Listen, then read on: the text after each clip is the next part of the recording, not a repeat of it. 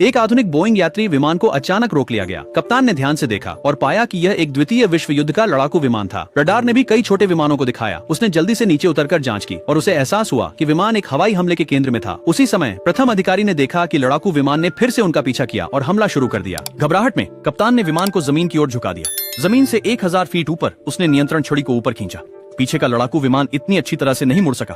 फिर कप्तान ने विमान को बादलों में छुपाने के लिए चढ़ाया, लेकिन ईंधन कम था। उन्होंने नियंत्रण टावर से संपर्क करने की कोशिश की। दूसरी ओर के व्यक्ति ने दावा किया कि वह एक ब्रिटिश वायुसेना के बेस से है। कप्तान ने कहा कि विमान में ईंधन नहीं है और केवल रडार काम कर रहा है। उन्होंने सुरक्षित लैंडिंग स्थान के लिए पूछा। संचारक भ्रमित था क्योंकि रडार प्रणाली का आविष्कार अभी तक नहीं हुआ था। 2 इतिहासकारों ने गणना की और अनुमान लगाया कि विमान द्वितीय विश्व युद्ध के बमबारी स्थल के ऊपर उड़ रहा था। एक यात्री ने यह सुना और सभी को बताया। हालांकि विमान लड़ नहीं सकता था, वे भविष्य के ज्ञान का उपयोग करके दुश्मन नेताओं को मार सकते थे। 2 यात्री ललचाए, लेकिन 2 सैनिकों ने उन्हें रोक दिया। उन्हें लगा कि यात्री विमान को हाईजैक करने की कोशिश कर रहे थे। एक लड़ाई छिड़ गई। वे लोग सैनिकों के सामने टिक नहीं पाए। उसी समय 2 लड़ाकू विमानों ने फिर से यात्री विमान को ढूंढ लिया। एक मिसाइल दागी गई और कप्तान ने उसे चकमा दिया। विस्फोट की सद में लहर ने विमान की खिड़कियां तोड़ दी। और भी बुरा, एक और मिसाइल ने इंजन में आग लगा दी। विमान तेजी से गिरने लगा। कप्तान ने जल्दी से इंजन बंद कर दिया। कई प्रयासों के बाद आग बुझा दी गई और विमान सामान्य संचालन में लौट आया। एक नया संकट उत्पन्न हुआ। एक कर्नल ने संचारक को बताया कि अगर उच्च तकनीकी विमान उनके पक्ष में नहीं उतरा तो वे इसे नष्ट कर देंगे, इससे पहले कि यह दुश्मन के हाथों में गिर जाए। यह सुनकर इतिहासकारों ने रडार को हटाने और इसे संचारक को देने का निर्णय लिया। इस तरह वह विमान को मार्गदर्शन कर सकता था। यात्रियों ने सीमित सामग्री का उपयोग करके एक छोटा पैराशूट बनाया और केबिन से रडार को बाहर गिरा दिया। एक और दुश्मन लड़ाकू विमान पास आया और यात्री विमान में एक बड़ा छेद हो गया। जब दुश्मन पायलट फिर से हमला करने की तैयारी कर रहा था, एक लड़ाकू विमान ने उसे गिरा दिया। यह वायुसेना थी जिसे समर्थन के लिए संचारक ने बुलाया था। फिर संचारक ने रडार का उपयोग करके यात्री विमान को मार्गदर्शन दिया। अचानक आगे एक विशाल छाया दिखाई दी।